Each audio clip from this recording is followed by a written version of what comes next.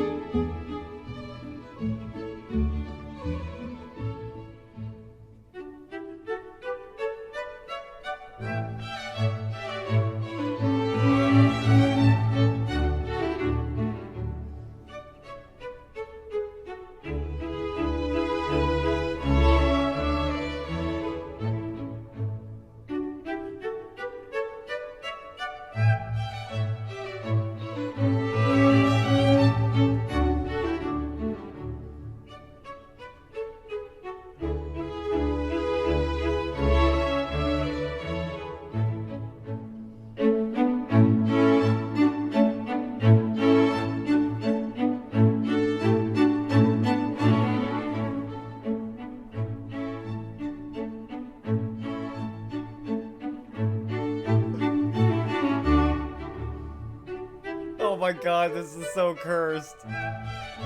He's gonna quote Gorbachev on why socialism doesn't work. No!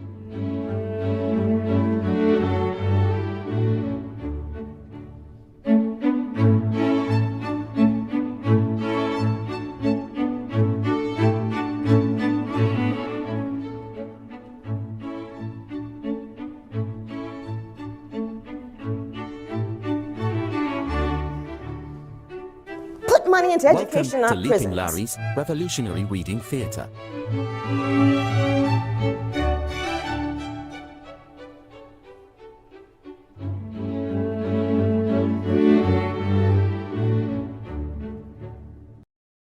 Alright. Welcome to the read. This is the worst part of the Michael Parenti book, Blackshirts and Reds. This is the one chapter I do not like. But it's here, so we're gonna read it, of course. We might have to do Kim. I mean, that emote is supposed to be cursed. Ninja chair, so to be fair, it works. This chapter is called Communism in Wonderland. Nobody's perfect, exactly, and that we still read them. We might wash our eyes off with Kim Jong-il afterwards. This is a very short read called Abuses of Socialism Are Intolerable. This might be a good one to stick in at the end after we're done. Yeah, I mean, I don't know what... It's a weird thing that he does here. He sort of like accepts some stuff about socialism that isn't true, but I think the reason why is because he's a socialist or a communist that champions Gorbachev and Khrushchev and these other ones who were really renegades and distorters of communism and functionally Trotskyists, right? And I think that's why he runs into this problem. What he's gonna do is he's gonna quote Gorby here about how the socialist system is too administrative and commanding. And just look right here, just really quickly before we start. I just want to read this one small part of Kim Jong-il's work. This is Kim Jong-il abuses of socialism are intolerable. The claim that socialism is totalitarian, barracks-like, and administrative and commanding is not in essence different from the pernicious anti-socialist propaganda which the imperialists have conducted since the first appearance of socialism in the world. The imperialists have always said that socialism is an inhuman society in which there is no freedom or democracy. The terms totalitarian, barracks-like, and administrative and commanding are a repetition of the imperialist false propaganda against socialism that uses new words. The democratic idea, which long ago advocated freedom, equality, and human rights in opposition to feudal despotism, was transformed by the capitalist class into bourgeois democracy, which imposed and defended exploitation and subordination by capital. The imperialists made every possible effort to embellish bourgeois democracy, calling it liberal democracy. However, they could not conceal its falsity and reactionary nature, nor could they remove from the minds of the popular masses their aspirations and longing for socialism, which would provide them with genuine freedom and democracy. Nevertheless, the sophistry of its being totalitarian, barracks like, and administrative and commanding, a repetition of the imperialist vicious propaganda against socialism, has in recent years caused ideological confusion among the people in many socialist countries. The class enemies have even led socialism to collapse by fanning this ideological confusion and misleading public opinion. The collapse of socialism in many countries was an outcome of the conspiracy and collusion by the imperialists and counter-revolutionary forces, and a result of the ideological and cultural infiltration of imperialism and the corrosive action of right opportunist ideas. Decisive to the collapse was the role played by the counter-revolutionary schemes of the renegades of socialism in those countries. In order to stifle socialism, the imperialists have for a long time been perpetrating every manner of destructive move, such as aggression, pressure, blockade, and appeasement. At the same time, they have used, as their stooges and degenerates, and traitors to the revolution who appeared in the upper strata of the communist and working class movement. As the history of the international communist movement shows, and the ideological confusion and all twists and turns within it are due to the fact that renegades of the revolution have appeared in the upper strata. In the historical situation in which socialism had become a powerful material force, the imperialists attached greater importance to the strategy of undermining it from within, and made vicious attempts to achieve this aim. In accordance with this strategy, employed by the imperialists, the abuses of socialism were taken to an unprecedented level, and, at the same time, the criticism of socialism as being totalitarian, barracks-like, and administrative and commanding came into being. That such censure is a product of imperialist anti-socialist strategy has been proven by the fact that all the criminal acts aimed at destroying socialism with this as a pretext have been committed with the support of the imperialists and under their manipulation. Today, the schemes of the renegades to vilify socialism are becoming more heinous and frantic, their aim being to justify their perfidy and check the rebirth of socialism.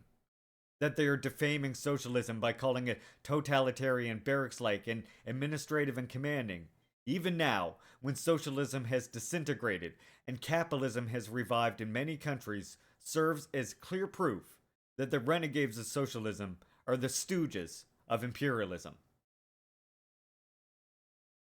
I love that part. And this part right here. Since this is actually the part that Parenti's going to quote, I'm also going to read you this one small paragraph here as well. And then we'll do the Parenti part. Accusing socialism of being administrative and commanding is also unreasonable. In general, the administrative and commanding method of management is an old method of rule that serves the demands of the privileged classes by invoking legal authority in an exploiter society. In capitalist society, where the economy is run spontaneously on the principles of the market economy, state and social administration is conducted by the administrative and commanding method, and the popular masses, the target of control, are in duty bound to obey administrative orders.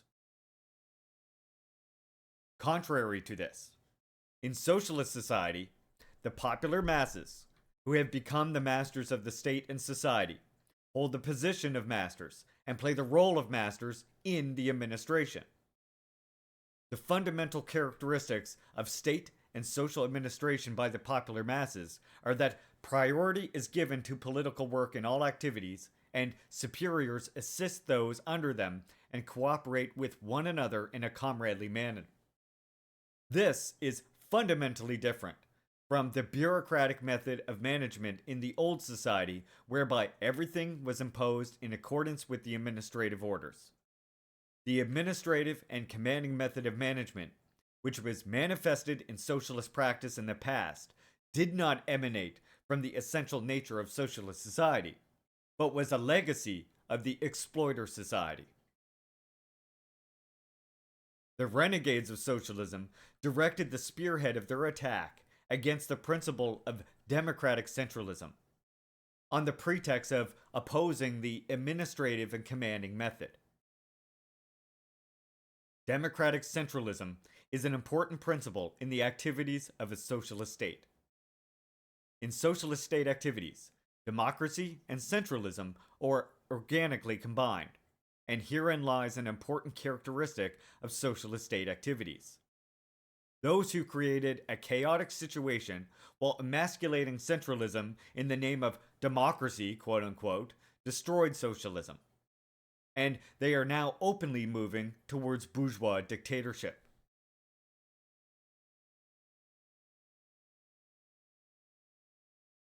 And now, we're going to read Parenti. Hey Barry, welcome in, comrade. Yeah, so now we're gonna read the Parenti part, okay? I just wanted to read those two parts of Kim Jong-il's abuses of socialism. is what's happening on this planet, y'all. The revolution that feeds the children gets my support. I just wanted to read that part of Kim Jong-il before we do it. For what you will see is obvious reasons in a second. Actually, very quickly. Communism in Wonderland.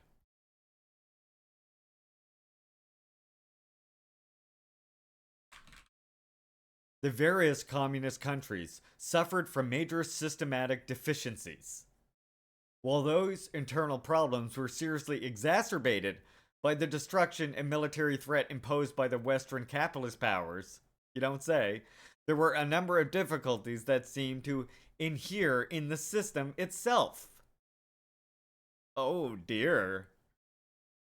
It's already not off to a good start, you know? All communist nations were burdened by rigid economic command systems. Central planning was useful and even necessary in the earlier periods of siege socialism to produce steel, wheat, and tanks in order to build an industrial base and withstand the Nazi onslaught. But it eventually hindered technological development and growth. What? When? And proved incapable of supplying a wide enough range of consumer goods and services. Literally untrue. No computerized system could be devised to accurately model a vast and intricate economy. Good thing that's not what planned economies are about. The Soviet economy, DPRK, Vietnam, none of these places do not use a computerized system to devise an accurate model of a vast and intricate economy. They combine democracy with centralism to determine what the needs and what the demands are, and then how best to use the resources available to distribute that. So this is really wild framing right here. And we'll see why, again, like, I mean, he said right here, he said, while these internal problems were seriously exacerbated by the destruction and military threat imposed by Western capitalist powers, there were a number of difficulties that seemed to inhere in the system itself. You see why I wanted to read you Kim Jong-il first, about the slander against socialism, right? You see now. No system could gather and process the immense range of detailed information needed to make correct decisions about millions of production tasks. Like, what are you saying here? What are you even saying? Like, this sounds like just centrist gobbledygook, if I'm being honest. Like, what are you even saying? And now, here you go. Here's what he's gonna cite. This is where he's getting this from. Which is exactly who Kim Jong-il was critiquing. I know, Sam. I told you, it's a bad chapter. Top-down planning stifled initiative throughout the system. Again, it's not top-down planning though, right? Like, we literally just went through this with this. Accusing socialism of being administrative and commanding, Kim Jong-il says, is also unreasonable. In general, the administrative and commanding method of management is an old method of rule that serves the demands of privileged classes by invoking the legal authority in an exploiter society. Parenti didn't read enough Stalin or Kim Jong-il, sadly. In capitalist society, where the economy is run spontaneously on the principles of the market economy, state and social administration is conducted by an administrative and commanding method. And the popular masses, the target of control, are duty-bound to obey this. Contrary to this, in socialist society, the popular masses, who have become the masters of state and society, hold the position of masters and play the role of masters in administration. The fundamental characteristics of state and social administration by the popular masses are that priority is given to political work in all activities, and superiors assist those under them and cooperate with one another in a comradely manner. So, it's not a matter of top-down planning that was stifling. Like, that's not how it even worked. It's a two-way street of democracy and centralism, whereby cadres and people who work for the cabinet are going among the people, gathering all the data, and then using that to come back and address what resources are available and how best to distribute that to areas that needed it. There's a reason why, like, areas like Ukraine and these other fucking republics that were under the Russian Tsarist Empire were being, like, exploited and having their resources taken out of them, why that process was being reversed under the USSR. It's not because of top-down planning. Like, that's not what there was no such thing as top-down planning in the USSR. This is ridiculous. But you're about to see where he gets it. So he says top-down planning stifled initiative throughout the system. Stagnation was evident in the failure of the Soviet industrial establishment to apply the innovations of the scientific technological revolution of the 70s and 80s. What? Including the use of computer technology. Huh? When? Though the Soviets produced many of the world's best mathematicians, physicists, and other scientists, little of their work found actual application.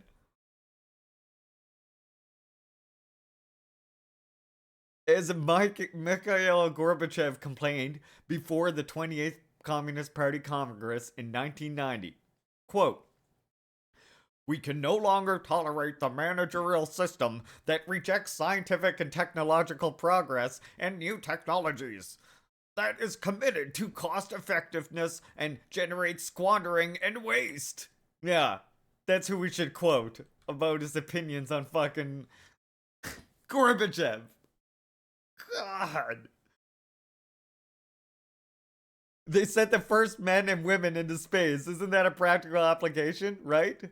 I told you, it's a bad one. I told you this chapter is really bad. I warned you. I warned you, it's a bad chapter. Horrible chapter. It is not enough to denounce ineptitude. One must also try to explain why it persisted, despite repeated exonerations from leaders. I mean, this is Parenti, Barry. This is Michael Parenti.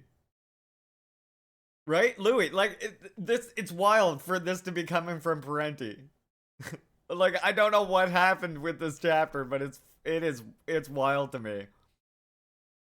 It is not enough to denounce ineptitude. One must try to explain why it persisted, despite repeated exhortations from leaders going as far back as Stalin himself, who seethed about time-serving bureaucrats. Okay, but let me ask you a question. Was the suggestions that Stalin, put forth, was that followed through by his successors, or was he denounced, demonized, and basically they took a different fucking route? Because we kind of got to, ask ourselves that, right? because it's like, okay, yeah, it goes back as far as Stalin himself, and Stalin was complaining about bureaucracy, which I've explained to you in the context of socialism what that means.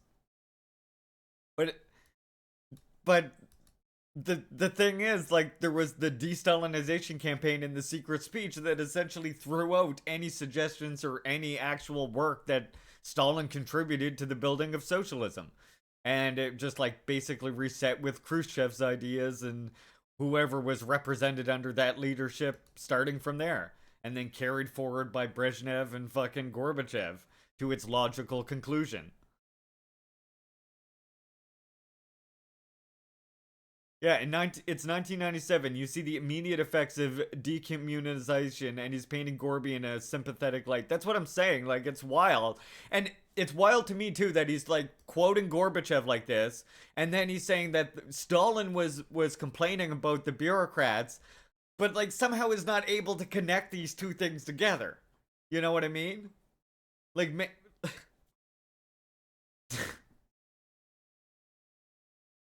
which is funny because, you know, and for earlier in this book, he had that one wild line where he said, Stalin's autocratic rule. Like, what autocratic fucking rule? Stalin wasn't even the head of state. He didn't have emergency powers. He didn't have veto powers. What autocratic rule are we even referring to? Like, please point it out to me. So, again, it's just like, because of this, like, I guess, unwillingness to examine Stalin. And this was a problem that he had with, what's his name? Grover Furr as well, right? It's almost like he just, like, did not want to address that issue, did not want to consider that. Like, his career was harmed enough, and he was like, I'm just not even gonna touch the Stalin shit, basically. I don't know.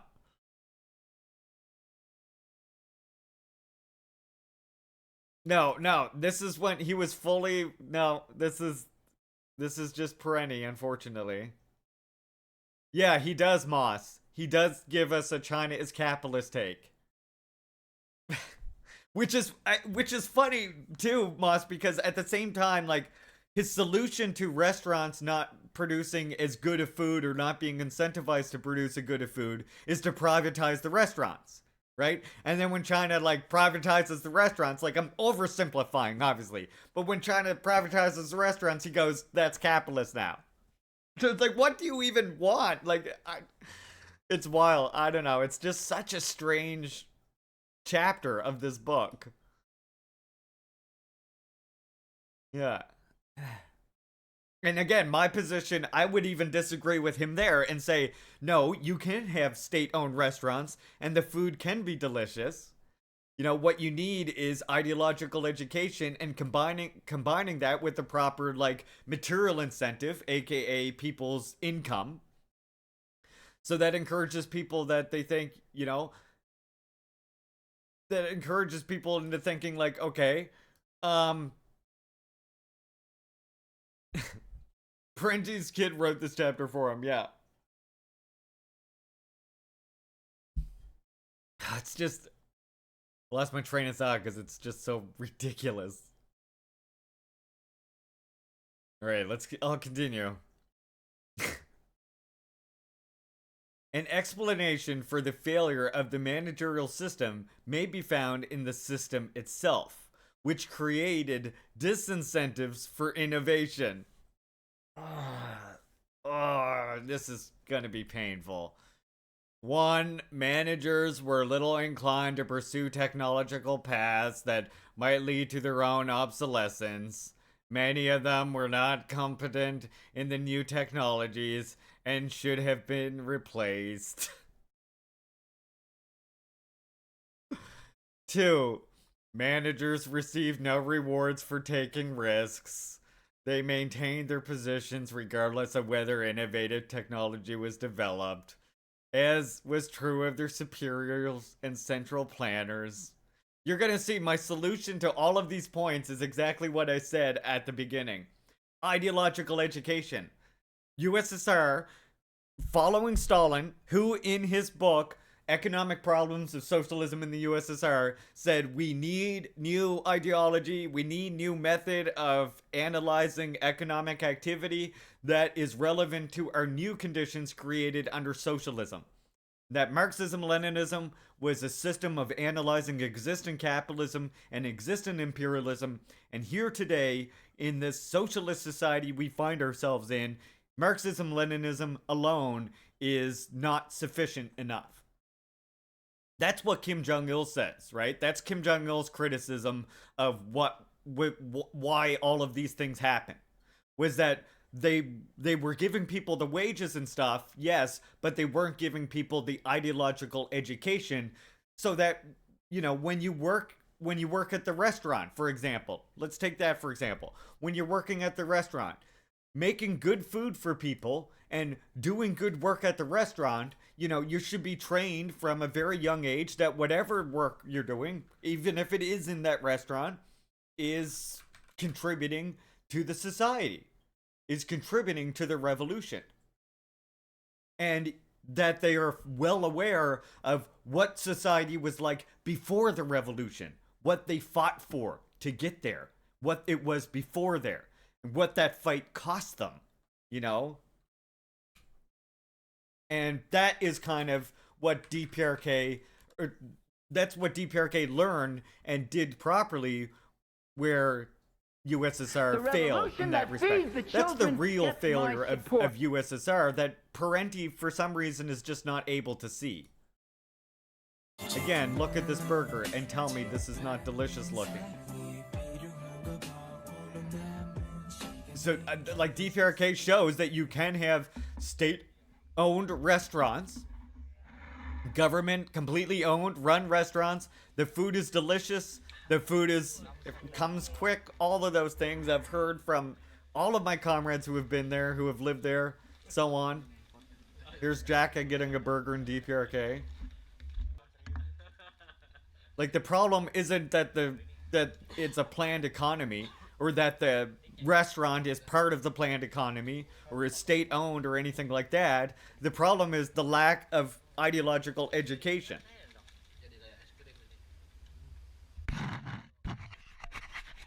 The lack of socialist education politicizing the masses in my country was the biggest mistake of the Communist Party as well. Yep.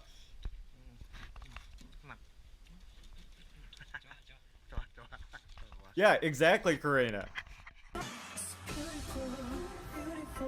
But there you go. See, like that looked delicious, that whole fucking meal.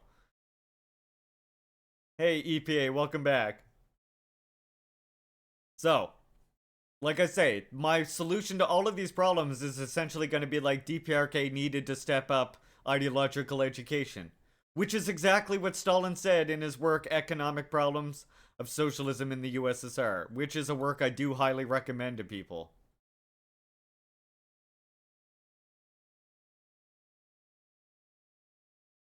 Number 3. Suppliers needed for technological change were not readily available. Since input were fixed by the plan and all materials and labor were fully committed, it was difficult to divert resources to innovative production. In addition, experimentation increased the risks of failures to meet one's quota. Oh my god. 4. There was no incentive to produce better machines for other enterprises, since that brought no rewards to one's firm. Quite the contrary. Under the pressure to get quantitative results, managers often cut corners on quality.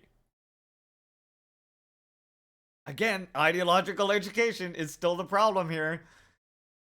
5. There was a scarcity of replacement parts, both for industrial production and for durable use of consumer goods, because top planners set the artificially low prices for spare parts. It was seldom cost efficient for factories to produce them. Okay, surely the embargoes and the sanctions had some effect on point number 5, no? 6. Because producers did not pay real value prices for raw materials. What does this mean? What does this mean? Because producers did not pay real value prices for raw materials, fuel, and other things, enterprises often used them inefficiently.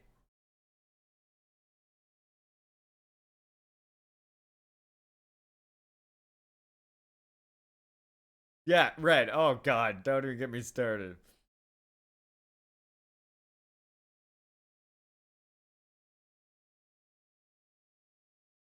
Little bit. 7. Productive capacity was underutilized.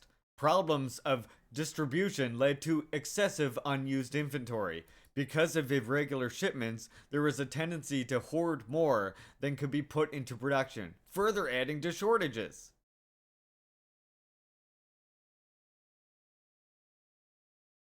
Improvement on production would lead only to an increase in one's production quota. In effect, well-run factories were punished with greater workloads. Poor performing ones were rewarded with lower quotas and state subsidies.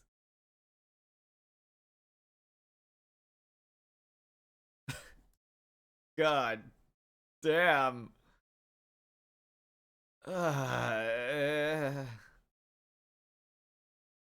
Managerial irresponsibility was a problem in agriculture as well as industry. One Vietnamese farm organizer's comment could describe the situation in most other communist countries. Quote, the painful lesson of farm cooperativization was that management was not motivated to succeed or produce. Unquote. Oh dear. Again, ideological education, still the problem. If anything, farm management was often motivated to provide a poor product. For instance, since state buyers of meat paid attention to quantity rather than quality, collective farmers maximized profits by producing fatter animals. Consumers might not care to eat fatty meat, but that was their problem. Only a foolish or saintly farmer would work harder to produce better quality meat for the privilege of getting paid less. Jesus Christ. As in all countries, bureaucracy tended to become a self-feeding animal. Administrative personnel increased at a faster rate than productive workers. A factory with 11,000 production workers might have an administrative staff of 5,000, a considerable burden on productivity. In some enterprises, administrative personnel made up half of the full number of workers. No system could gather the process of immense range of detailed information needed to make correct decisions about millions of production tasks. Top-down planning stifled innovation throughout the system. Stagnation was evident in the failure of Soviet industrial establishment to apply innovations of the scientific technological revolution of the 70s and the 80s, including the use of computer technology. What the fuck? Wait, how did I get back up there? Get out of here. God damn it. The heavily... God, I was like, what the fuck? The heavily bureaucratic mode of operation did not allow for critical, self-corrective feedback. In general, there was a paucity of the kind of debate that might have held planners and managers accountable to the public. The fate of the whistleblower was the same in communist countries as in our own. Those who exposed waste, incompetence, and corruption were more likely to run risks than receive rewards. Ah.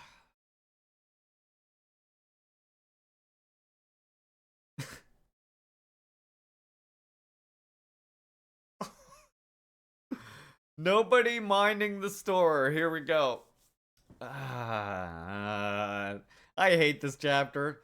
We have been taught that people living under communism suffer from totalitarian control over every aspect of life, as Time magazine 1996 still tells us. Talking to people themselves, one found that they complained less about overbearing control than about the absence of responsible control. Maintenance people failed to perform needed repairs, occupants of new housing projects might refuse to pay rent, and no one bothered to collect it. With lax management in harvesting, storage, and transportation, as much as 30% of all produce was lost between field and store, and thousands of tons of meat were left to spoil.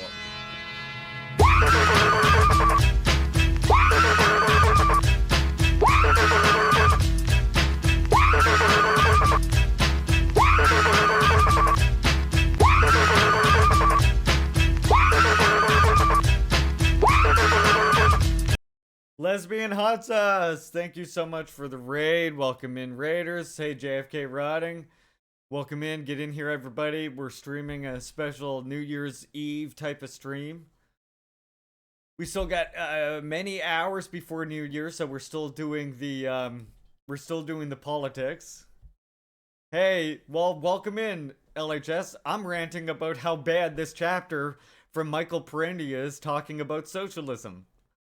So get in here and enjoy me being upset at the worst chapter for New Year's Eve about socialism. Welcome in, everybody. Welcome, Lesbian Hot Sauce. Hey, Textilian Overlord. Punk Rose. Welcome in, everybody. Welcome, welcome. As I said, when we're done reading this, we might read Kim Jong-il's social abuses of socialism are intolerable. Just to, like, wash our eyeballs out. Parenti did such a good job on this book, and then this chapter is just like, what the fuck is what is happening with this chapter? It's like, again, well, we know what it is. It comes from him sort of like just taking what Gorbachev and others say at face value. But, you know, we're getting into all of that. Welcome in, everybody. I'm a communist streamer. I talk about communism and say communist things into the microphone. I'm a Megama streamer, so I also talk about land back. But, you know, that has a lot to do with communism and revolution. So, we're all about land back, we're all about revolution. Into the microphone, that's where I say the communist things. We also watch random stuff and play classic games. And not so classic games. Welcome in, great to see y'all. Hit that follow button if you feel like catching my future streams. Otherwise, welcome in, get comfy. Watch me be annoyed at this read.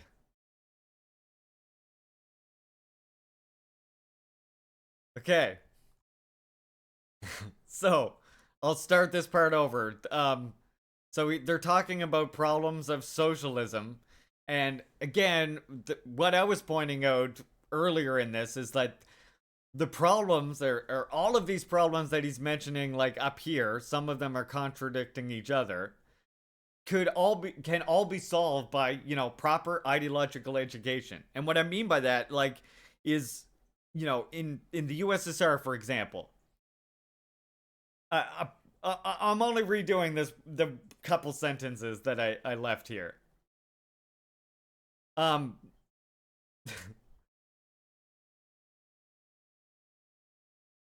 But yeah, they always like there's always like this.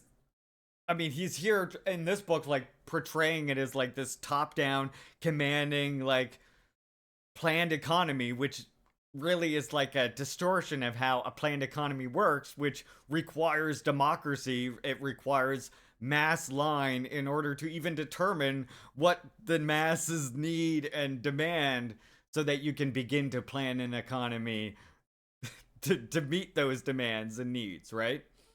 So there's that whole framing that is so weird. And again, like all of these problems is really something that, and I think it comes up later where they talk about how they start to romanticize capitalism.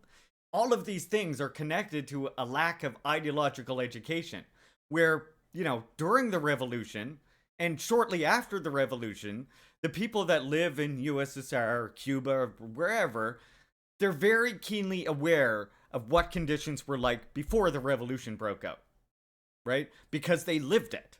They know what Tsarism was like. They knew what Batista's government was like, you know? They knew what Japanese colonialism was like. They knew what French occupation was like because they directly experienced those things. And even their children, because they were probably very young at that time and probably heard a lot about it like from their parents. But as a couple generations go on, if you don't have like this in your educational system, learning about your past, learning about the ideological education of your history, then what you end up with is people who will start to sort of like lose that and forget what was there before the revolution. And they could even start to romanticize the West.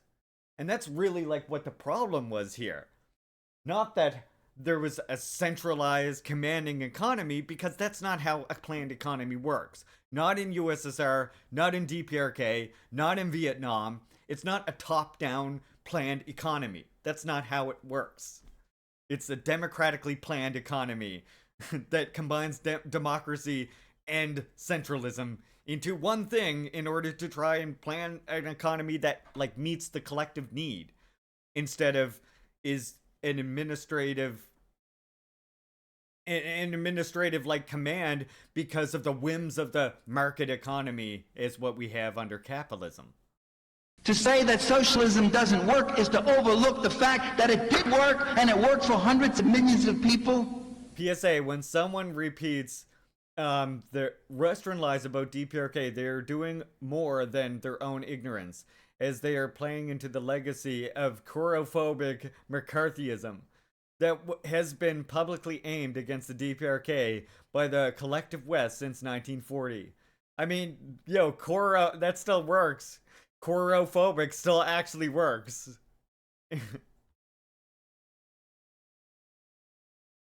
Yeah, no, it's true. But the whole idea of this top-down economy is so wrong. Like, the reason why there's a hangover of bureaucracy or top-down or a lack of mass line in a socialist society is because immediately following the revolution, you have the hangovers of the capitalist system still lingering that you have to overcome.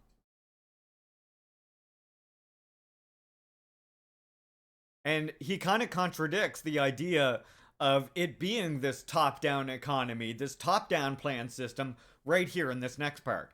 When he says, I'll continue the read now, "We have been taught that people living under communism suffer from the totalitarian control of every aspect of life," as Time magazine 5/27/96 tells us. Talking to the people themselves, one found that they complained less about overbearing control than about the absence of responsible control.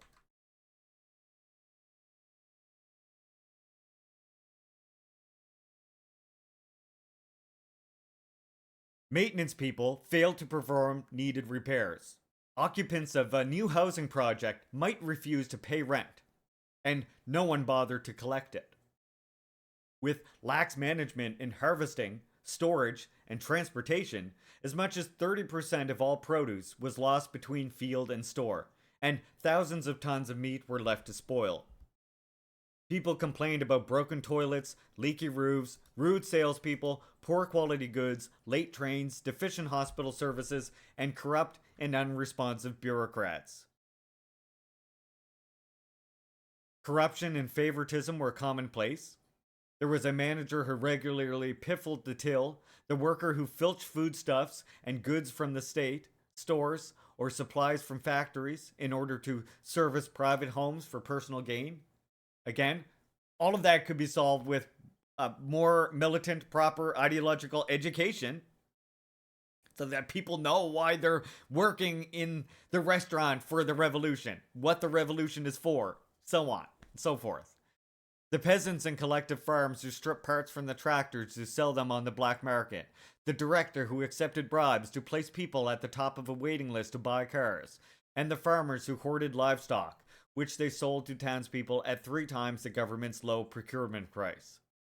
All of this was hardly the behavior of a people trembling under totalitarian rule of terror. The system itself rewarded evasion and non-compliance. This is because, again, it was undermined. Thus, the poorer the performance of the collective farm, the more substantial the subsidy, and the less demanded in the way of work quotas. The poorer the performance of plumbers and mechanics, the less burdened they were with calls and quotas. The poorer the restaurant service, the fewer the number of clients, and the more food left over to take home for oneself and sell on the black market. The last thing restaurant personnel wanted was satisfied customers who would return to dine at the officially fixed low prices.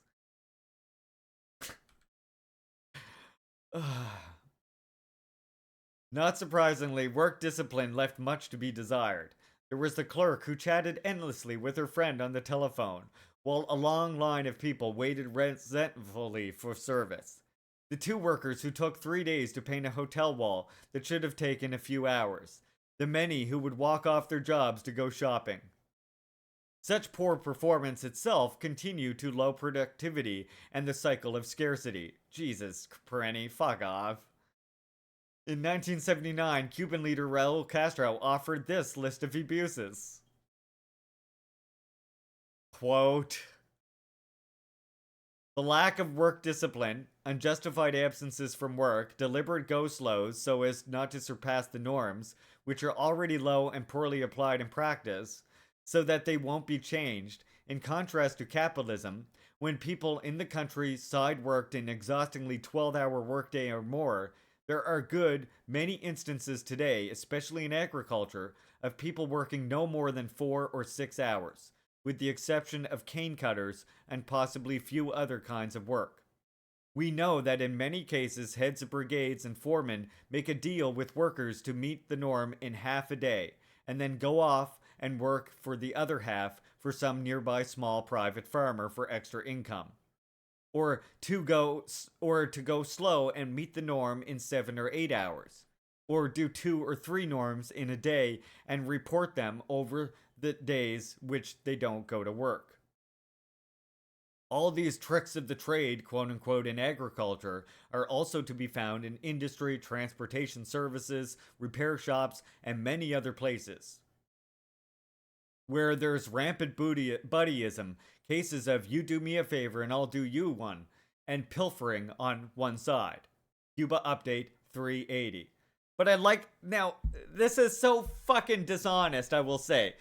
Parenti using this to shore up his argument that this is something, and I want to remind you, he said up here that this is something inherent in the system. Right here he says, where'd it go? Central planning useful, no, up here, right here. While these internal problems were seriously exacerbated by the destruction and military threat imposed by the Western capitalist powers, there were a number of difficulties that seemed to inhere in the system itself. And then he quotes Raul Castro pointing out some specific problems that Cuba is having and cites that as proof of like these inherent problems. No, he's saying that these are, because again, like, it just drives me wild. Like, socialism is a transitionary stage. The reason why all of these problems that Raul Castro is listing exist is because they're going from a capitalist society in the past to moving towards a communist society. So all of these problems exist because of the ideological hangovers of capitalist society.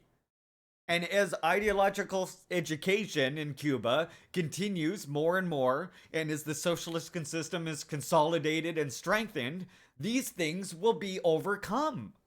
Because those are aspects of capitalist ideology, of capitalist thinking, that are overcome. But they're not overcome instantly because a new system is established. Those are ideas in people's minds that persist for a long time.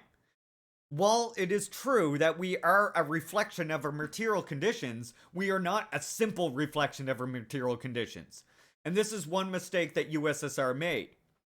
It's not a matter of, because you make the socialist system, all the people within a couple generations in that system will then become socialist. It doesn't work like that.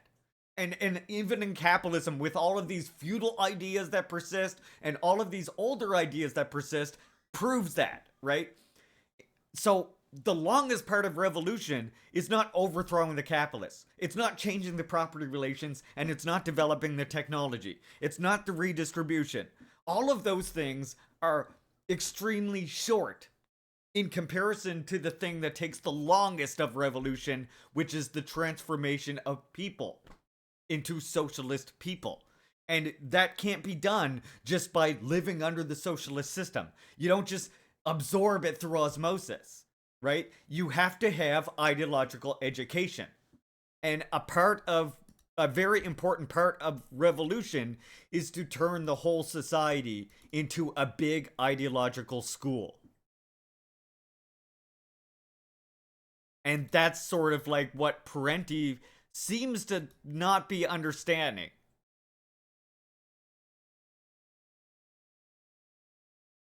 You know? I just want to quote Che Guevara right here, right quick. A little short one. As I have already said, in moments of great peril, it is easy to muster a powerful response with moral incentives. Retaining their effectiveness, however, requires the development of a consciousness in which there is a new scale of values. Society, as a whole, must be converted into a gigantic school. And this right here is exactly what USSR failed to do. Essentially, if I'm going to oversimplify, Gorbachev, Khrushchev, the successors who were leaders of the Soviet Union following Stalin, failed to understand that ideological education is the primary factor of ensuring revolution continues. And they literally did take the idea that now that we've established the socialist system, the people will just naturally become socialist people because they're living under that system. And then at that same time, they allowed ideological infiltration by imperialists that confused the people and even instilled like a romanticism about capitalism and the US specifically. So a lack of ideological education paired with the infiltration of imperialist ideology left the people confused and unable to identify that the problem was counter-revolutionary renegades in their own party that they could have used party mechanisms to get rid of. And instead, they romanticized certain aspects of capitalism, certain aspects of the US, until they were essentially tricked into opposing their own system and overthrowing their party.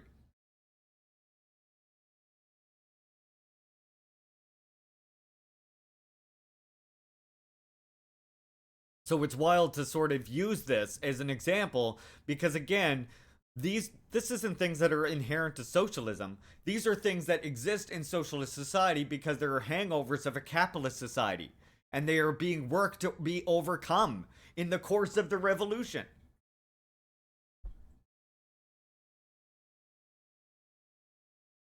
So anyway, to continue with what Parenti's saying. If fired, an individual had a constitutional guarantee to another job, and seldom had any difficulty finding another one. Good! The labor market was a seller's market. Workers did not fear losing their jobs, but managers feared losing their best workers, and sometimes overpaid them to prevent them from leaving. Too often, however, neither monetary rewards nor employment itself were linked to performance. The dedicated employee usually earned no more than the irresponsible one. The slackers and pilferers had a demoralizing effect on those who wanted to work in earnest. Like, oh my, fuck off. This just makes me think that you've never worked in a place, you know? Parenti, this just makes me think that it was a very long time since you ever, like, worked in a workplace or something, you know? I gotta say.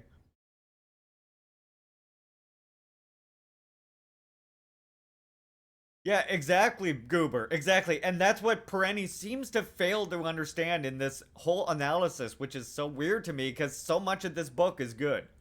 It's just this chapter is very painful. Full employment was achieved by padding the workforce with people who had relatively little to do. This added to labor scarcity, low productivity, lack of work discipline, and the failure to implement labor-saving technologies that could maximize production. Oh my fuck. The communists operated on the assumption that once capitalism and its attendant economic abuses were eliminated, and once social production was communalized, and people were afforded some decent measure of security and prosperity, they would contently do their fair share of work. That often proved not so. And that is kind of true. You know what? I'll applaud Parenti. This part is true. And like I said, but the problem and the solution to this problem is to step up militant ideological education, right? The reason why this is the case is because of that lack of ideological education.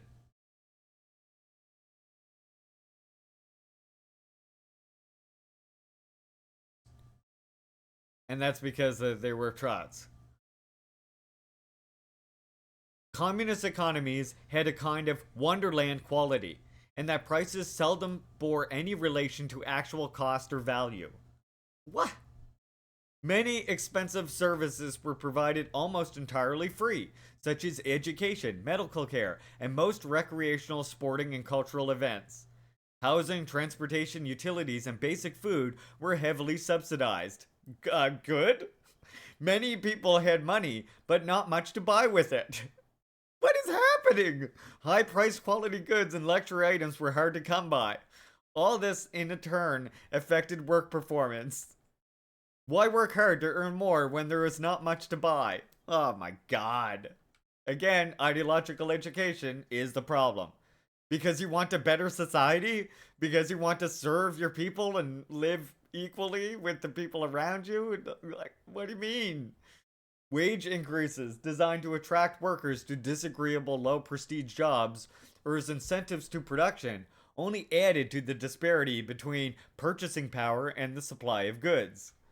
Prices were held artificially low. Artificially. First out of dedication to egalitarian principles, but also because attempts to readjust them provoked worker protests in Poland, East Germany, and the USSR. Yeah, you don't say. Thus, in the Soviet Union and Poland, the state refused to raise the price of bread. Good! Which was priced at only a few pennies per loaf. Though it cost less than animal feed. One result? Farmers in both countries bought the bread to feed their pigs. With rigorous price controls, there was hidden inflation, a large black market, and long shipping lines. So here, I got a wild solution to this one right here. Teach the farmers not to feed their pigs the bread. What wild, right? Wild solution, I know. Hear me out though. Maybe do an education campaign encouraging and teaching the farmers not to feed their pigs the bread. With rigorous price controls, there was hidden inflation, a large black market, and long shopping lines. Oh! Did he just say that long shopping lines was a problem of communism? This line is way too long. I want capitalism back. You know, like, God damn, this line is way too long. Someone bring capitalism back. Like, what the fuck was this? What is this? Ugh. Citizens were expected to play by the rules and not take advantage of the system, even when the system inadvertently invited transgressions. They were expected to discard a self-interested mode of behavior when in fact there was no reward and some disadvantage in doing so. Again, step up ideological education. The brutal totalitarian regime, quote unquote, was actually a giant trough from which many took whatever they could. There was strong resentment concerning consumer scarcities, the endless shopping lines, the 10-year wait for a new automobile, the housing shortage that compelled single people to live at home or get married in order to qualify for an apartment of their own, and the 5-year wait for that apartment. The crowding and financial dependency on parents often led to early divorce. There and other such problems took their toll on people's commitment to socialism.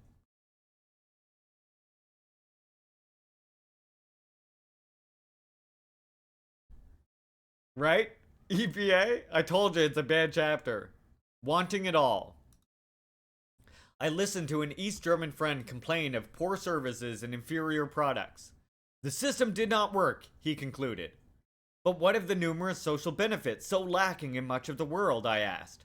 Aren't these to be valued? His response was revealing. Oh, nobody ever talks about that. People took for granted what they had in the way of human services and entitlements, while hungering for the consumer goods dangling in their imagination. Okay, here we go. Now we're back on track. So you see again, the problem is just what I said, ideological education. Oh, nobody ever talks about that, right? So if people understood what value that free education is, what value those subsidized food is, and why that's there, and what was there before the revolution and stuff, then this would have been different. No? I think China and DPRK demonstrates exactly that, does it not?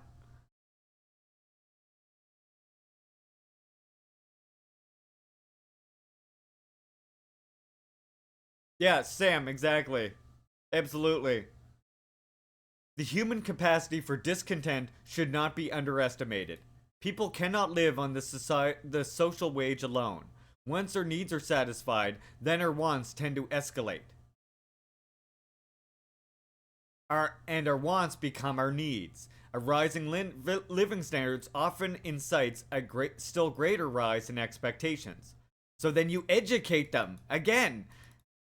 See, and you know what? Actually, I see what's happening here now. I actually it just clicked. It just clicked. I just figured it out. This is a lack of juche. This is exactly what I was talking about. This is a misinterpretation of. This is a problem of historical materialism, and not historical materialism inherently, but taking a mechanical approach to historical materialist analysis. That's what's happening here. Now I see it.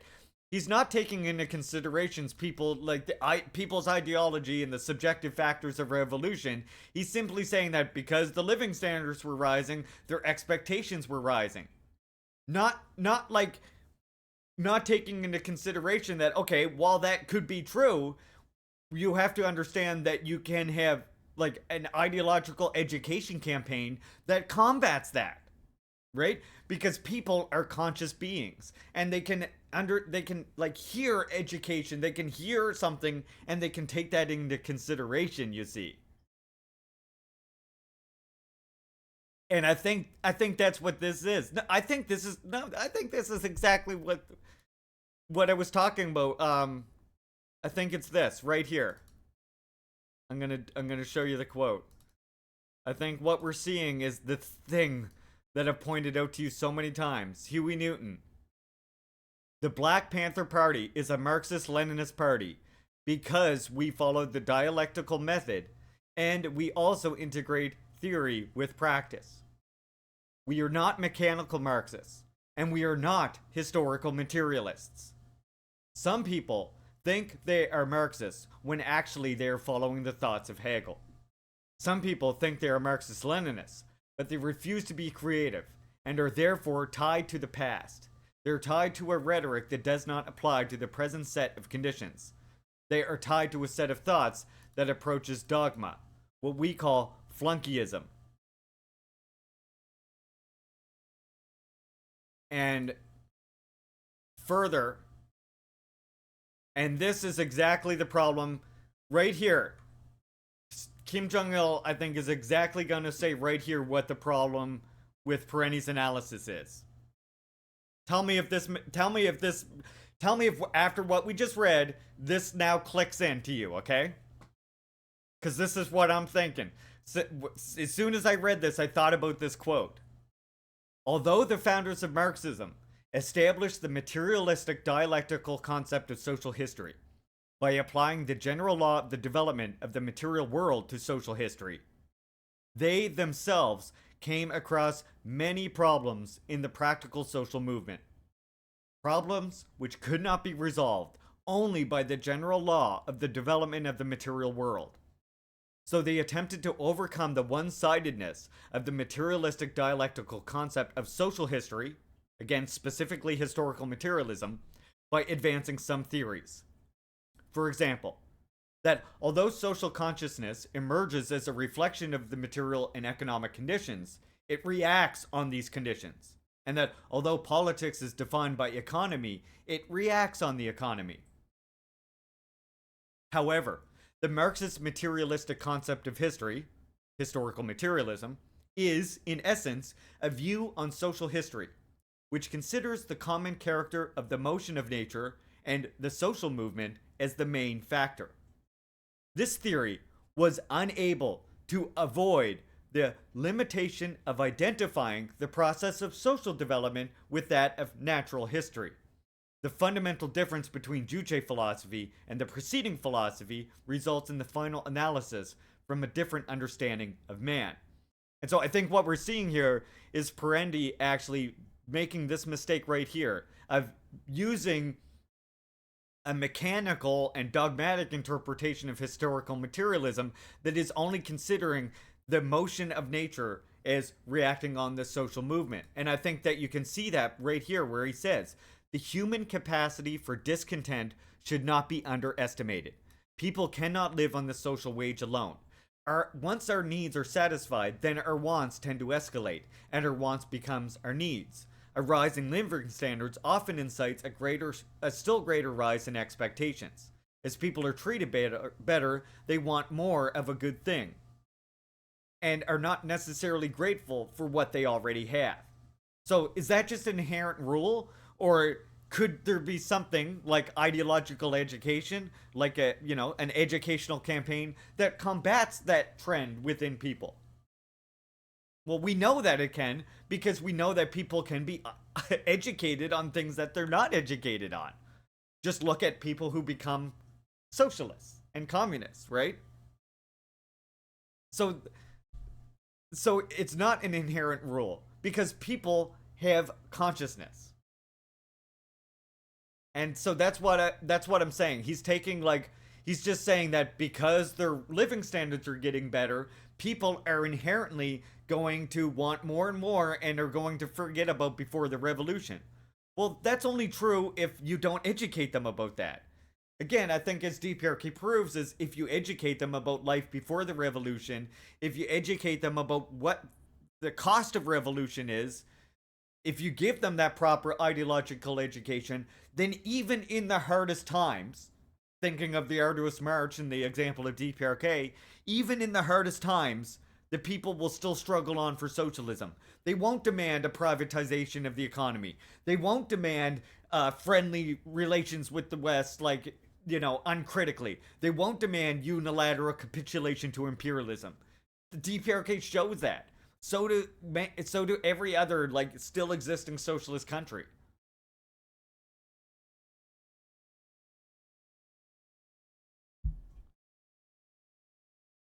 I think this shows people, that is something that can happen, but you can have ideological education that overcomes that.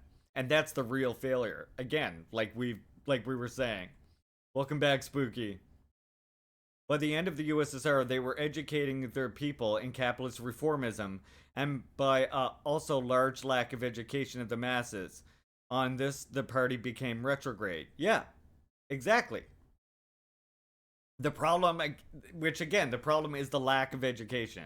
Hey, Amit, I'm good. I hope you're well. The revolution that feeds the children gets my support. It was this desire for greater affluence, rather than the quest for political freedom, that motivated most of those who immigrated to the West. Material wants were mentioned far more often than a lack of democracy. The immigrants who fled Vietnam in 1989 were not persecuted political dissidents. Usually they were relatively prosperous craftsmen, small entrepreneurs, well-educated engineers, architects, and intellectuals seeking greater opportunities. To quote one, quote, "I don't think my life here in Vietnam is very bad. In fact, I'm very well off.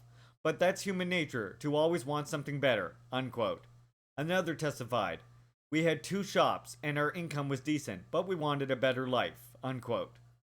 And another, quote, "They left for the same reasons we did. They wanted to be richer, just like us," unquote. Today, get-rich mania is spreading throughout much of Vietnam as that nation lurches towards a market economy. New York Times, 4/5/96. Likewise, the big demand in the German Democratic Republic was for travel, new appliances, and bigger apartments.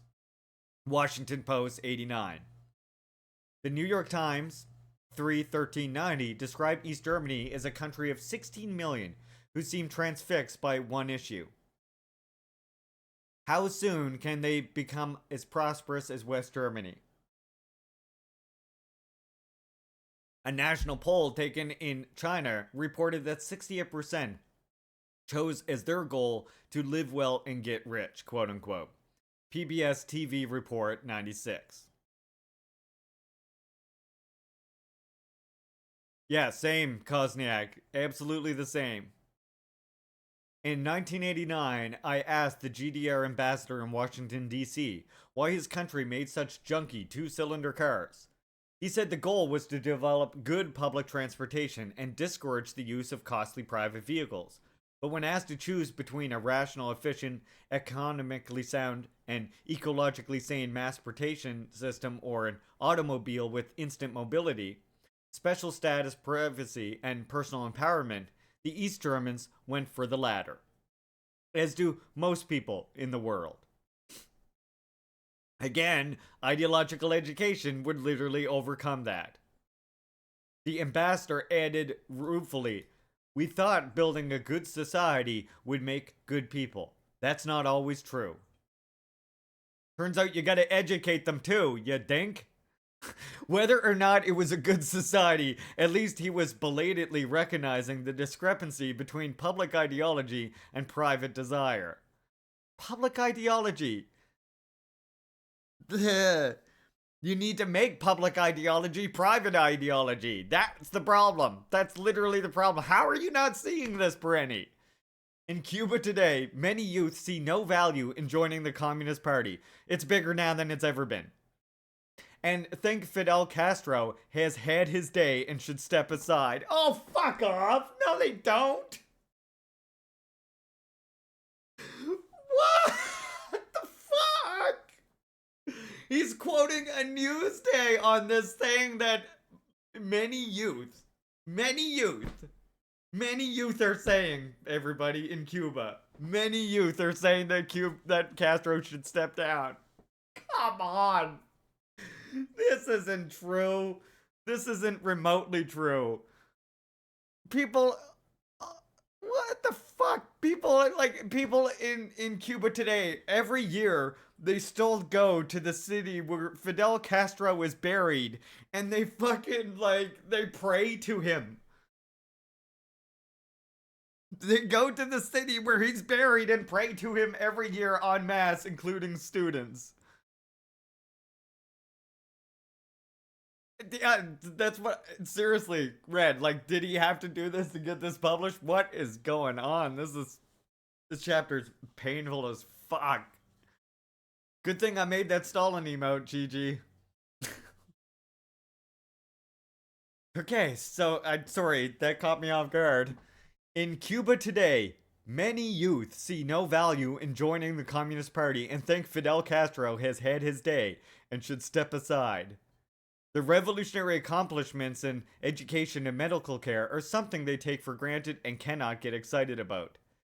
Generally, they are more concerned about their own personal future than about socialism.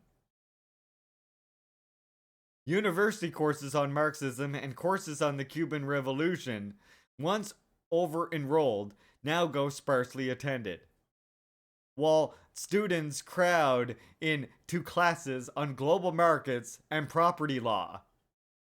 Newsday, 4/12/96.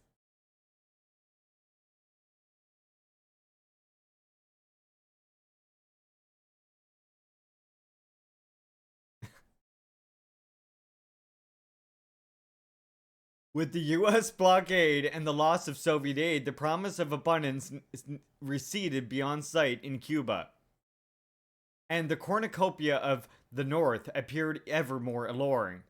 Many Cuban youth idealized the life in the United States and long for its latest styles and music.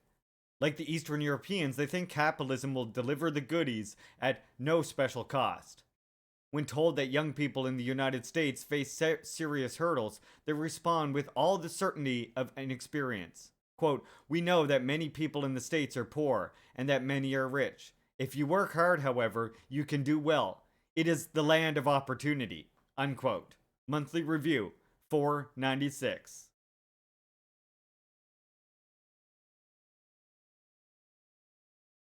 By the second or third generation, relatively few are still alive who can favorably contrast their lives under socialism with the great hardships and injustices of pre-revolutionary days.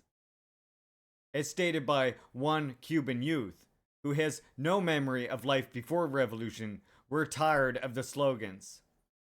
That was all right for our parents, but the revolution is history. Unquote. Now, see, this part, though, I will say from this part on, what we're getting to at this point is basically Kim Jong-il is correct. The only conclusion you can take from this point of the book on is that Kim Jong-il is absolutely correct. And if you want to know what I mean by that, you should check out in my playlists here one of the very first reads we did on this channel. Oh wait, it's the first one actually. On fundamentals of revolutionary party building right here.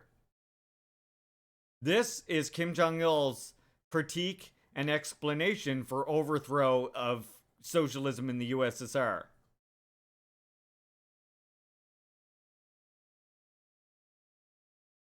And yeah, this definitely all that like is this is true. This could be true, and this is true. But yeah.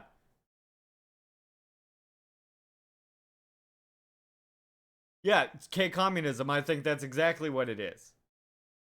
In a society of rapidly rising and sometimes unrealistic expectations, those who did not do well, who could not find employment, commensurate with their training, or who were stuck with drudging work, were especially inclined to want to change. Even in the best of societies, much labor has an instrumental value, but no inherent gratification. The sooner a tedious task is completed, the sooner there is another to be done. So why knock yourself out?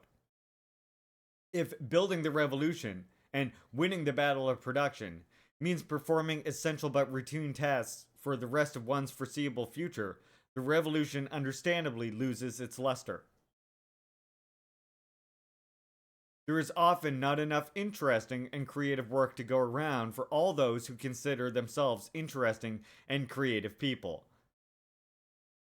I hate that, but like, oh, I hate that little quip he just did.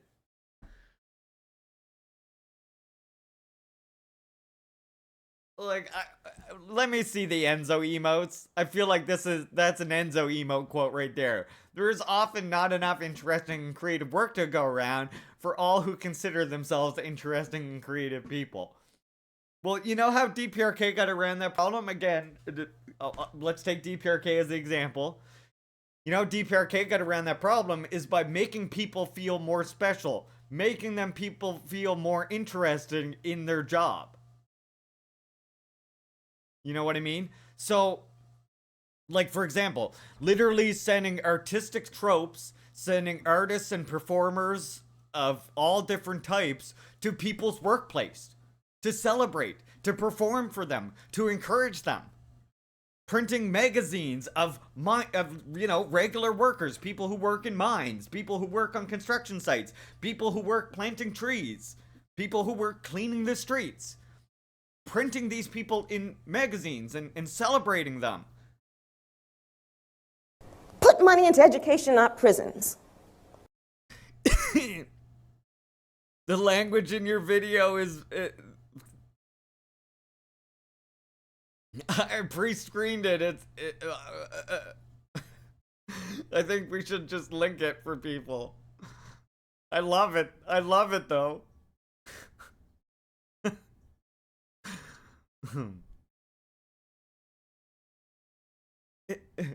maybe just a little. In time, the revolution suffers from the romanticization of charisma. Ordinary people cannot sustain in everyday life a level of intense dedication for abstract, albeit beautiful ideals. Why struggle for a better life if it cannot now be obtained? And if it can be enjoyed now, then forget about revolutionary sacrifice.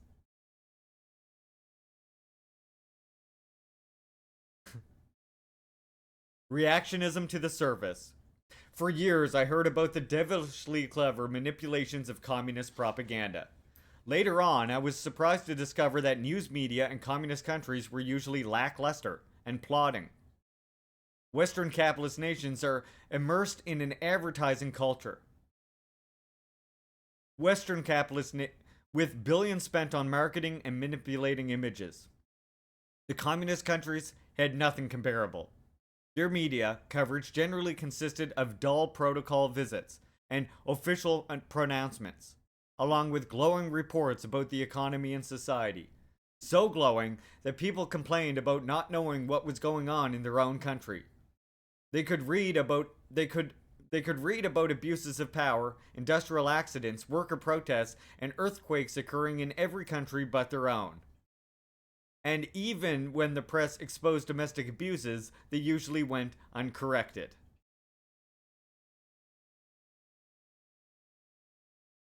Media reports sometimes so conflicted with daily experience that the official press was not believed when it did tell the truth, as when it reported on poverty and repression in the capitalist world.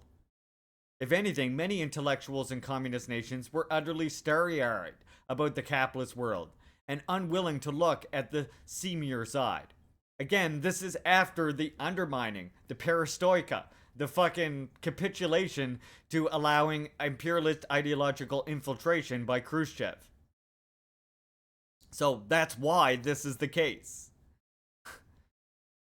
Ferociously opposed to the socialist system, they were anti-communist to the point of being full-fledged adulators of Western reactionism. The more rabidly reactionary chic a position was, the more appeal it had for the intelligentsia.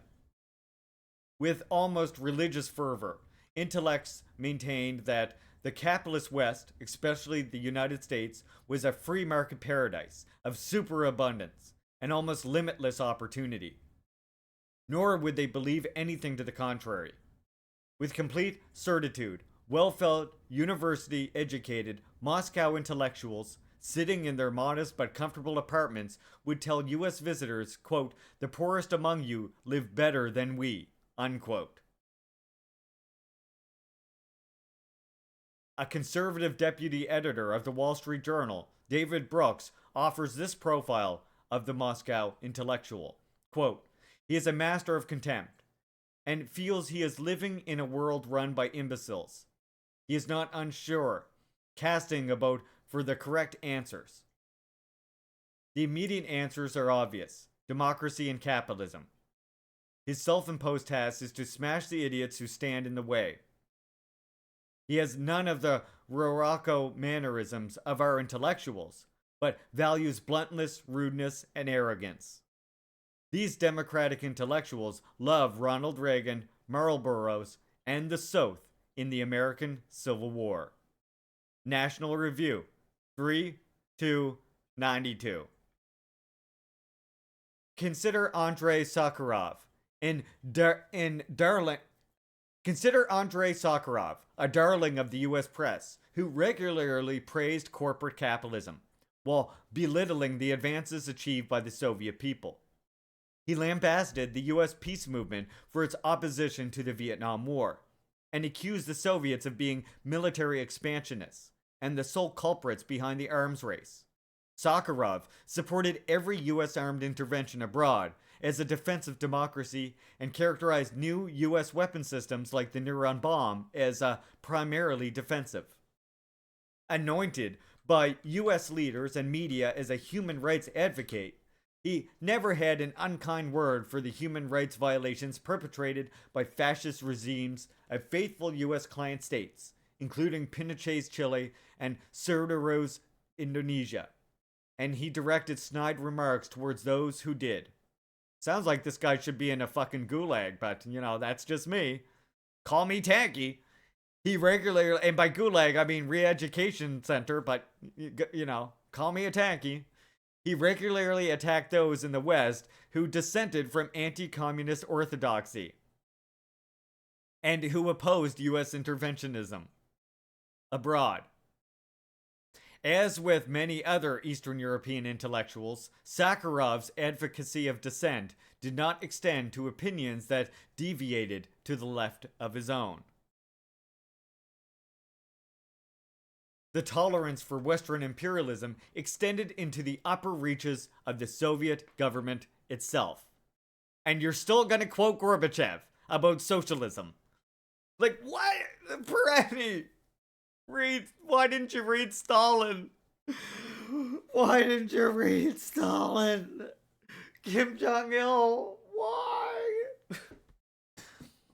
The tolerance for Western imperialism extended into the upper reaches of the Soviet government itself, as reflected in a remark made in 1989 by a high-ranking official in the Soviet Foreign Ministry, Andrei Kosyrev, who stated that the third world countries, quote, suffered not so much from capitalism as from a lack of it, unquote.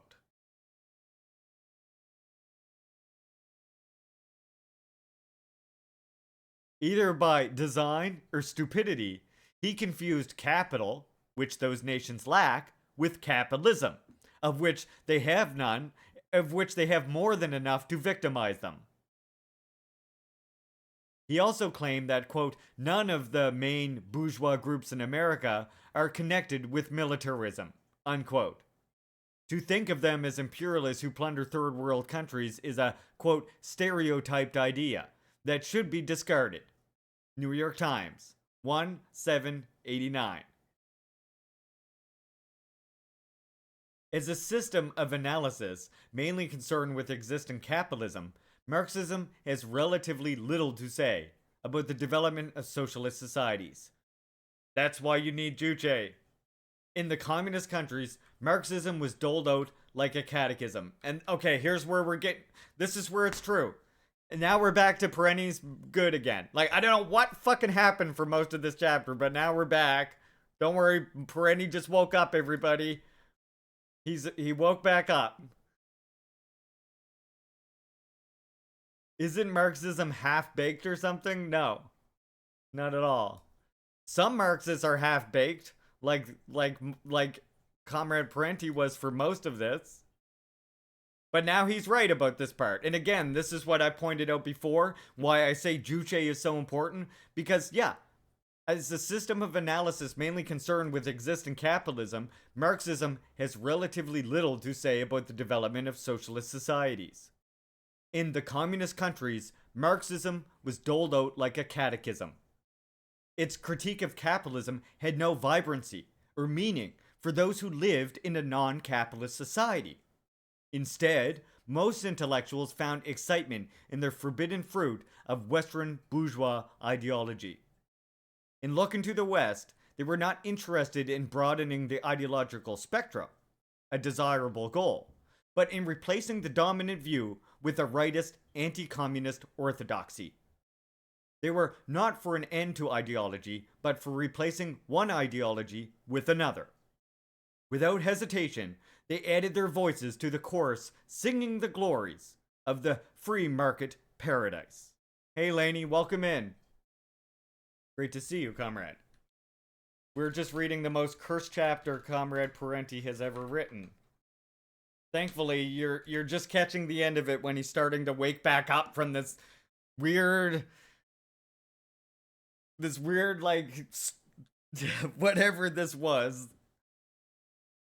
But this part is true, and this is exactly what I was talking about before, right? And what I said, Stalin, like his critique in economic problems of socialism in the USSR was that we have Marxism-Leninism, and it's a great thing for understanding capitalism and imperialism and how to establish socialism.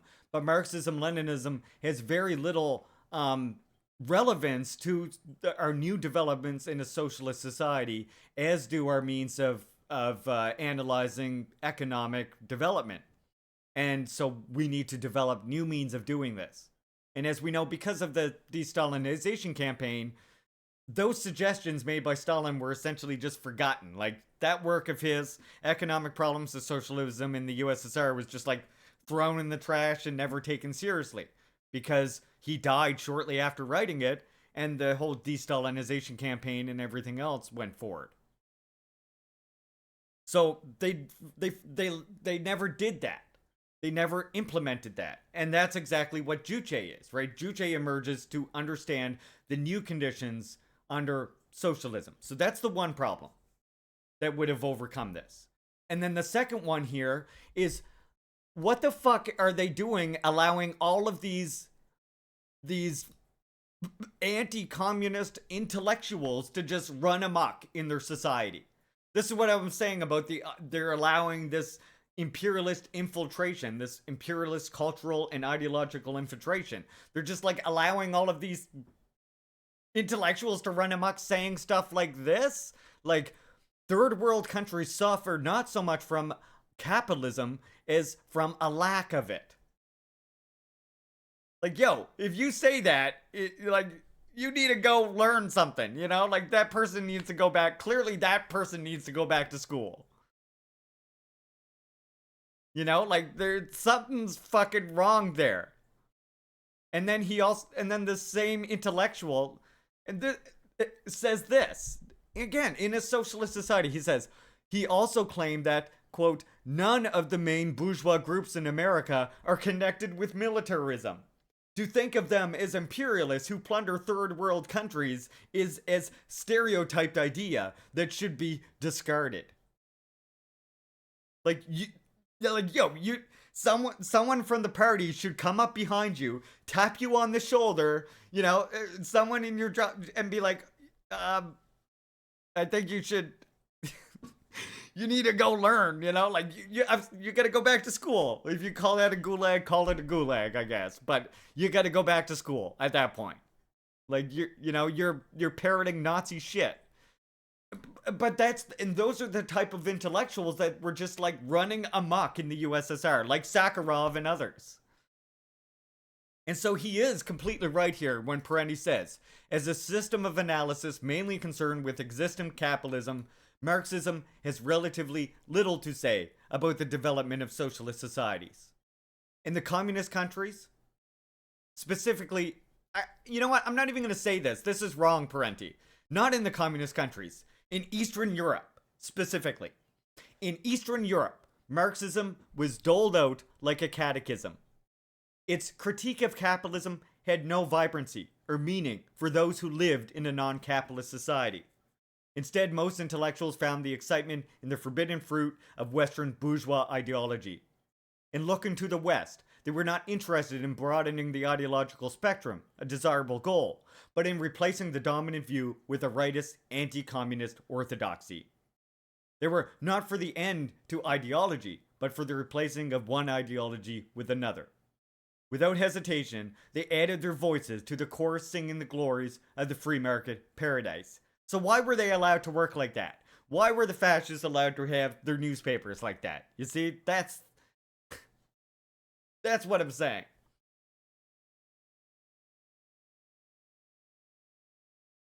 And I mean, all of this just it speaks to exactly what I was talking about. That the criticism of Kim Jong-il in my first live reading on Fundamentals of Revolutionary Party Building about where USSR went wrong is absolutely correct.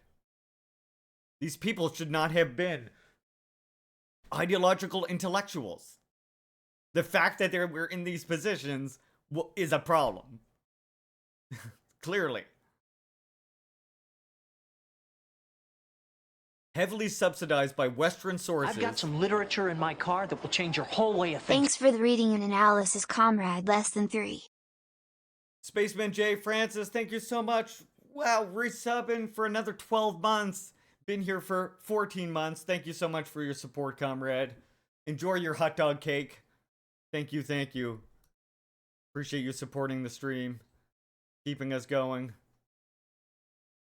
Yeah, so you see now, like, now we're getting the part again where Parenti's waking back up, and this part is true. That is what went wrong there in the USSR. So the problem, like, what they needed to do was ideological education. You know? There should be no free speech for fascists? Wouldn't that ironically make us fascists? Why? Because we're not. How does that make us fascists? How does not allowing fascists to have newspapers make us the fascists? That is some centrist nonsense. Fascism isn't just control of the media. Control of the media happens under any society, even purported anarchist or libertarian societies. Free speech is not free speech is like an abstracted concept.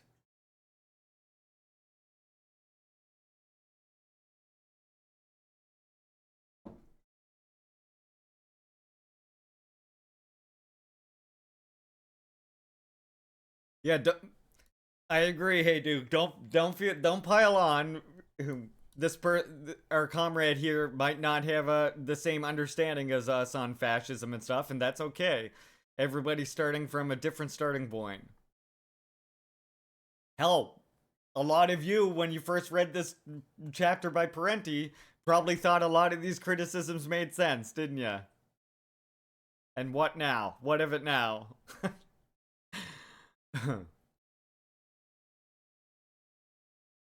Heavily subsidized by Western sources, the right-wing intelligentsia produced publications like Moscow News and Argumenti Facidi, which put out virulently pro-capitalist, pro-imperialist messages. One such publication, Literarnia Gazeta, March 1990, hailed Reagan and Bush as statesmen and the architects of peace. It questioned the need for a Ministry of Culture in the USSR, even one that was now headed by an anti-communist. Quote, "There is no such ministry in the United States, and yet it seems that there is nothing wrong with American culture," unquote. Who said Russians don't have a sense of humor?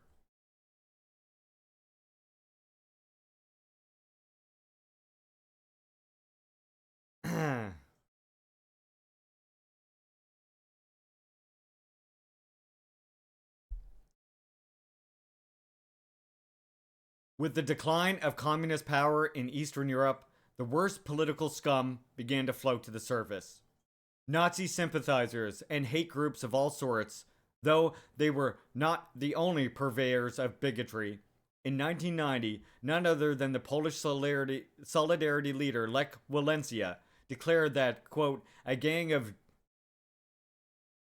had gotten hold of the trough and is hell-bent on destroying us.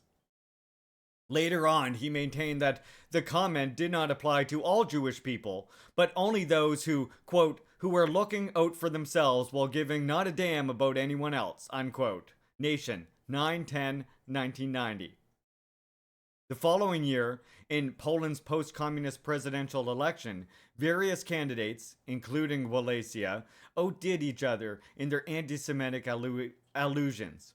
In 1996, at a national ceremony, Solidarity chief Zygmunt Wozdak resorted to anti-Semitic vituperation while railing against the previous communist regime. New York Times, 7/9/1996. Romanticizing capitalism. In 1990, in Washington, D.C., the Hungarian ambassador held a press conference to announce that his country was discarding its socialist system because it did not work. When I asked why it did not work, he said, "I don't know." Here was someone who confessed that he had no understanding of the deficiencies of his country's socioeconomic process, even though he was one of those in charge of that process. Leaders who talk only to each other are soon out of touch with reality. The policymakers of those communist states showed a surprisingly un-Marxist understanding of the problems they faced. There were denunciations and abominations aplenty, but little systematic analysis of why and how things had come to such an impasse. Instead, there was much admiration for what was taken to be Western capitalist know-how, and remarkably little understanding of the uglier side of capitalism and how it impacted upon the world. In the USSR, glasnost, the use of the critical debate to invite innovation and reform, opened Soviet media to Western penetration, and accelerated the very dissatisfaction it was intended to rectify. Leaders in Poland and Hungary, and eventually the Soviet Union and the other European communist nations, decided to open their economies to Western investment during the late 1980s. It was anticipated that state ownership would exist on equal terms with cooperatives, foreign investors, and domestic private entrepreneurs. Washington Post, 4/17/1989. In fact, the whole state economy was put at risk and eventually undermined. Communist leaders had even less understanding of the capitalist system than of their own.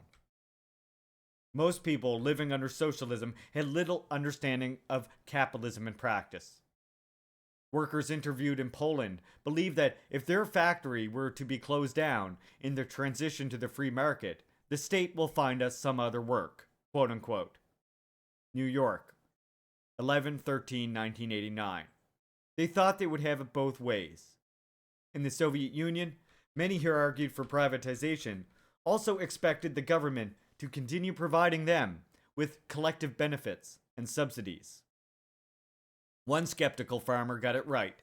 Quote, "Some people want to be capitalists for themselves, but expect socialism to keep serving them." Unquote. Guardian, 10/23/1991. Reality sometimes hit home. In 1990, during the glasnost period, when the Soviet government announced that the price of newsprint would be raised 300% to make it commensurable with its actual cost, the new pro-capitalist publications complained bitterly. They were angry that state socialism would no longer subsidize their denunciation of state socialism. They were being subjected to the same free market realities they so enthusiastically advocated for everyone else, and they did not like it. Not everyone romanticized capitalism. Many of the Soviet and Eastern European emigres who had migrated to the United States during the 70s and 80s complained about the country's poor social services, crime, harsh work conditions, lack of communitarian spirit, vulgar electoral campaigns, inferior educational standards, and the astonishing ignorance that Americans had about history.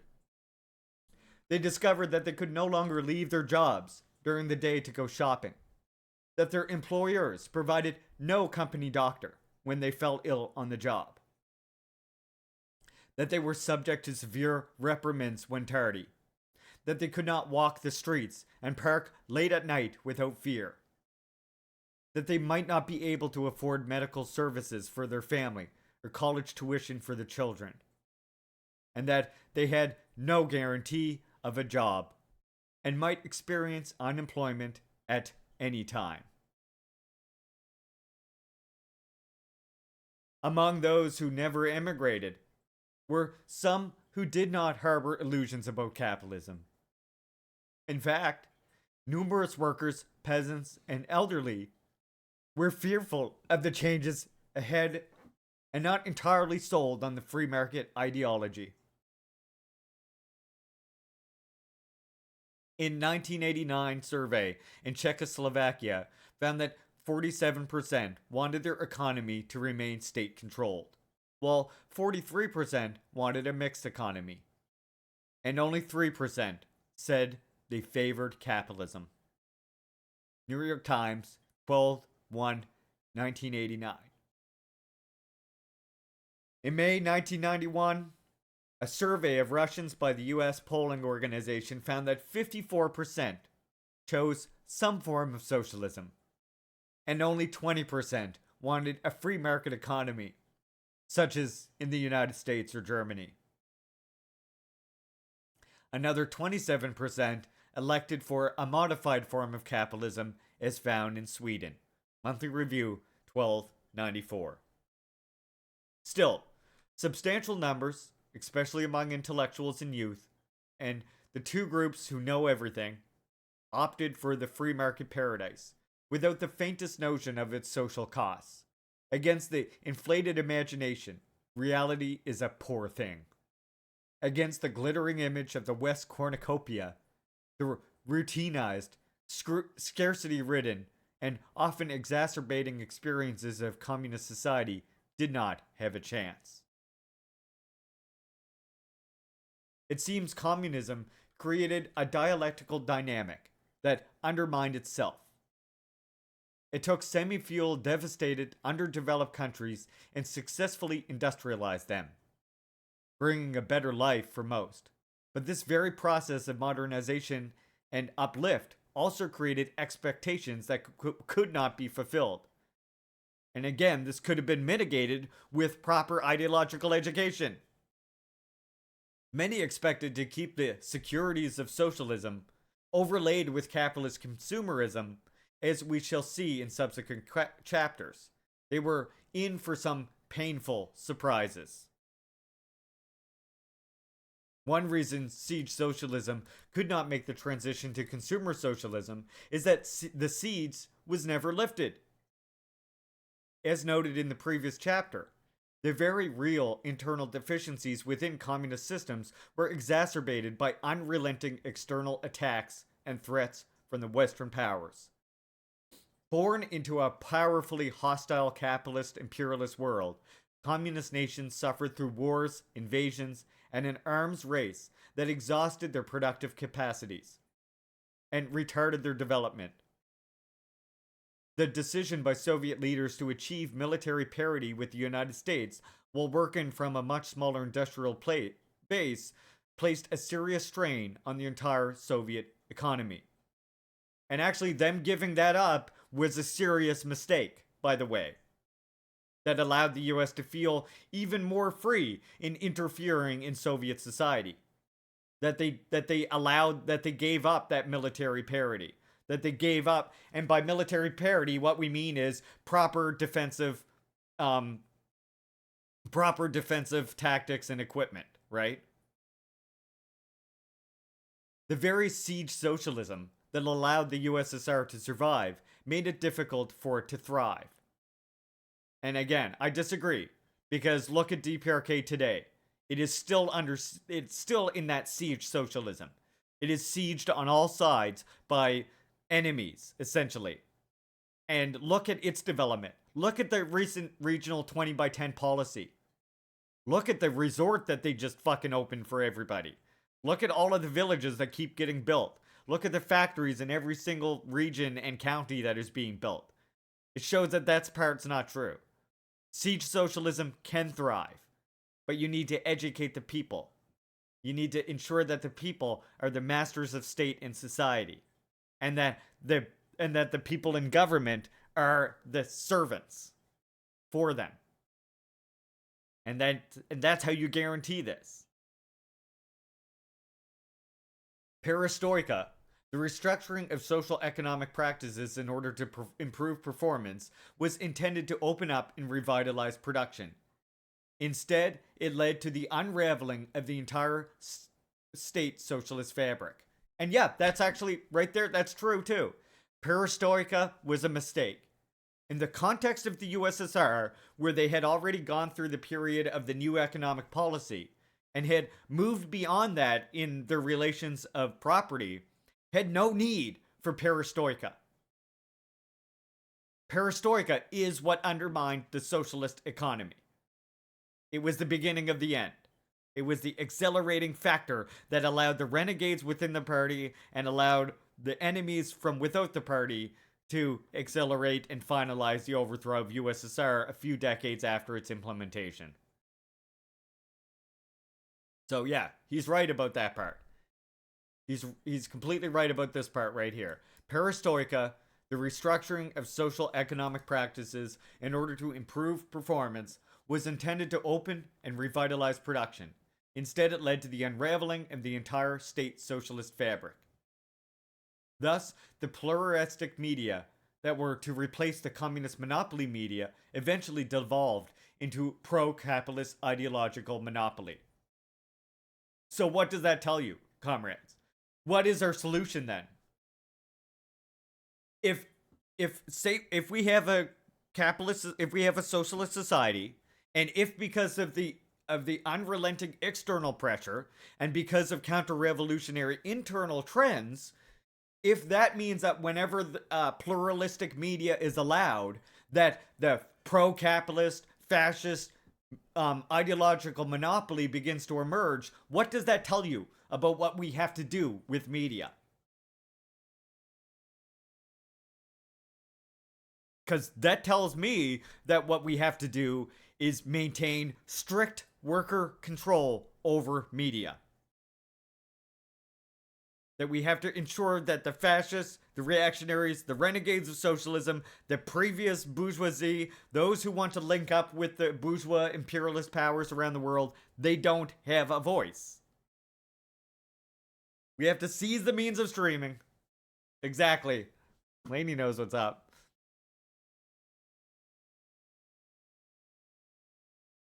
The same thing happened to other socialist institutions. The intent was to use a shot of capitalism to bolster socialism. The reality was that socialism was used to subsidize and build an unforgiving capitalism by those renegades. I'm going to do a bonus reading after this, okay? Pressed hard throughout its history by global capitalism's powerful financial, economic, and military forces, state socialism endured a perpetually tenuous existence, only to be swept away when the floodgates were opened to the West.